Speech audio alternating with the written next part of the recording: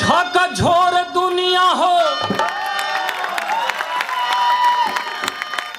झकझोर दुनिया, जनता के आवे पलटनिया, हिले ले झकझोर दुनिया, जनता के आवे पलटनिया, हिले ले झकझोर दुनिया, झकझोर दुनिया हो, झकझोर दुनिया, जनता के आवे पलटनिया, हिले ले झकझोर दुनिया, जनता के आवे पलटनिया, हिले ले झकझोर दुनिया। नमस्कार, मैं हरेंद्र मिश्रा।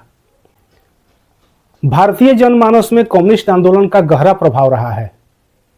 दलितों, आदिवासियों, किसानों और मजदूरों के हक और अधिकार के मुद्दे पर, खासकर भूमि सुधार और जमींदारी उन्मूलन के मुद्दे पर भारत के कम्युनिस्टों ने देश भर में, विशेष रूप से आंध्र प्रदेश, केरल, तमिलनाडु, पश्चिम बंगाल, बिहार और उड़ीसा में एक प्रभावी जन आंदोलन खड़ा किया।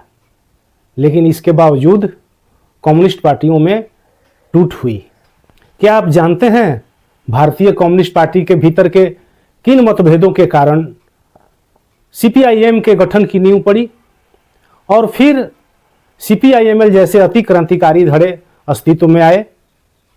इन कम्युनिस्ट पार्टियों के अलग अलग अस्तित्व के पीछे कौन कौन से ऐतिहासिक और वैचारिक कारण थे?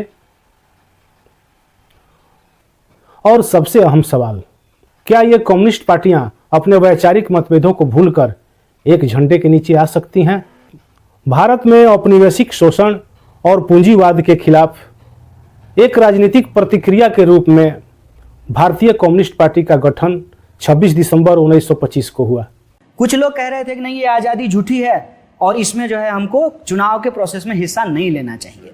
ज़्यादातर लोगों ने कहा कि नहीं नहीं नहीं, ये सब बकवास मत कीजिए, अंग्रेज़ों के खिलाफ हमने लड़ाई लड़ी है, उपनिवेशवाद को हमने हराया है, भारत में एक नेशनल बुर्जुआजी है, एक नेशनल कैपिटल है, उस नेशनल कैपिटल के साथ हमको लड़ना भी है, मतलब स्ट्रगल भी करनी है, और इंटरनेशनल जो इंटरनेशनल कैपिटल का जो मोनोपोली है उसके खिलाफ जो उसकी लड़ाई है उसमें उसको हमको साथ। लेकिन ये बात जो है बिल्कुल प्रॉब्लमेटिक तब हो गया जब 62 में चाइना ने भारत के ऊपर हमला कर दिया। 62 में जब चाइना ने भारत के ऊपर हमला किया तो एक धड़े ने कहा कि नहीं, ये हमला नहीं है, ये जो है दुनिया भर में जो साम्यवादी प्रसार है उसके लिए ये हमला हुआ है।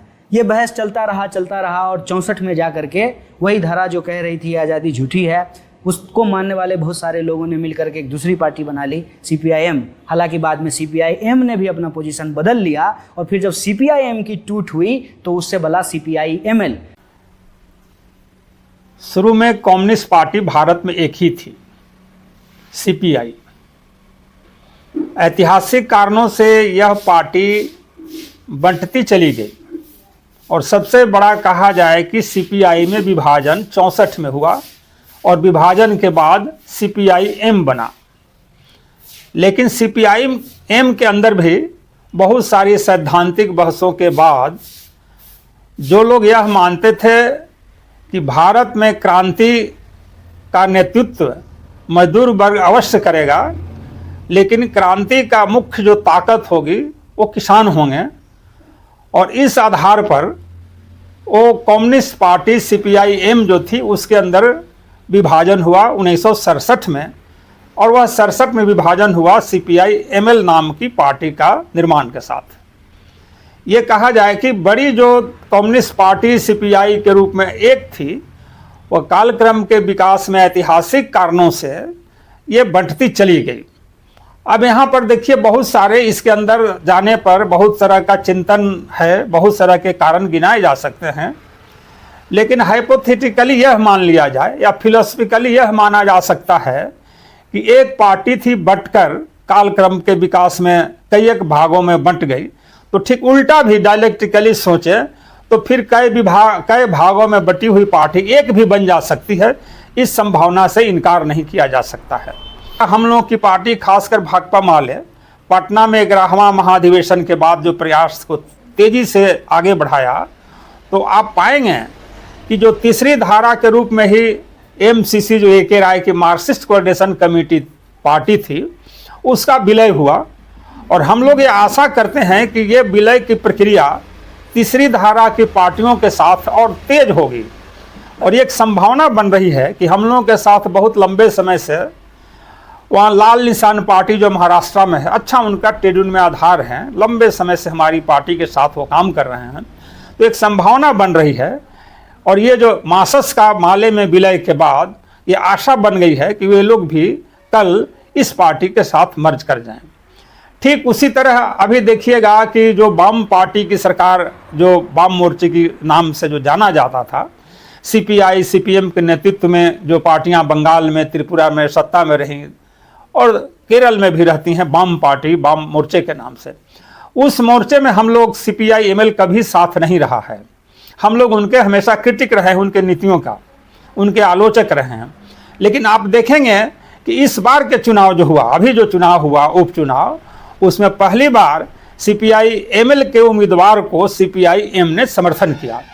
इस तरह से वाम मोर्चा का जो अवधारणा हमारे प्रति जो था, वो इस कदम के साथ हम लोगों को लग रहा है कि वो नज़दीकियाँ बढ़ रही हैं। और देश में जो इस तरह से पूरे जो भाजपा का संघ का जो कार्यक्रम चल रहा है, पूरा एक हिंदू राष्ट्र बनाने का, इन मुद्दों पर CPI, CPM, CPI ML, RSP, forward block, ये तमाम पार्टियों का दिल्ली में एक मीटिंग हुई है। तो ये भी एक दर्शाता है कि ये पार्टियां धीरे धीरे करीब आ रही हैं। इसलिए संभावना से इनकार नहीं किया जा सकता है कि परिस्थितियां जिस तरह से इंडिया गठबंधन को निर्माण के लिए मजबूर किया, वो परिस्थितियां भी आ जाएंगी।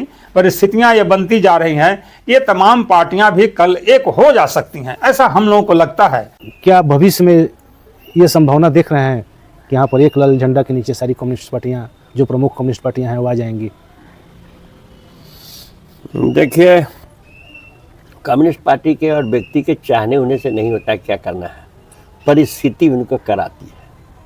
और नेशनल फिनोमिना जब बनता है, पीपल्स जब चाहता है कि करेंगे, तो हमको अंडर प्रेशर हो या आइडियोलॉजिकल समझ के साथ हो करना पड़ता है। और विश्व का मांग है आज पूरे दुनिया का कि मैन टू मैन एक्सप्लॉयटेशन बंद होना चाहिए। मानव के द्वारा मानव का शोषण नहीं हो, बेटर से बेटर लिविंग हो, यह विश्व की मांग है। हम उससे अलग होकर के उसको इनकार करके राजनीति नहीं कर सकते। दुनिया के कम्युनिस्ट पार्टी के सामने उदाहरण है भाई, अभी अभी ताजा कि 11 कम्युनिस्ट पार्टियां नेपाल में थी, सबसे बैकवर्ड स्टेट, और वह डेमोक्रेसी को लाया राजा को गिरफ्तार करके, और डेमोक्रेसी को लाया और पार्लियामेंट्री डेमोक्रेसी को एक्सेप्ट किया और संसदीय प्रणाली से अपना चुनाव किया, अपना प्रधानमंत्री चुना, राष्ट्रपति चुना, पार्लियामेंट का गठन किया और रोज बदल देता है। बट सारे लेफ्ट जितनी भी कम्युनिस्ट पार्टियां हैं उसको एक प्लेटफॉर्म पर आना पड़ा। बगल की बात है, आना पड़ेगा, वक्त का तकाजा है, दुनिया का मांग है। हम पीपल्स के लिए लड़ते हैं, विश्व के मानव समाज की बेहतरी की लड़ाई लड़ते हैं, और वह मानव समाज का मांग है आज। इसलिए हमारा सवाल नहीं है, हमारी पॉलिटिकल पार्टी का सवाल, किसी कम्युनिस्ट पार्टी, ये कम्युनिस्ट पार्टी का सवाल नहीं है। आज की चुनौतियों का सामना करने और देश को सही दिशा देने के लिए कम्युनिस्ट पार्टियों का एकीकरण आज समय की मांग है। यह वीडियो आपको कैसा लगा कमेंट बॉक्स में ज़रूर लिखिए, और यदि अभी तक आपने चैनल को सब्सक्राइब नहीं किया है तो आज ही सब्सक्राइब कर लें। धन्यवाद।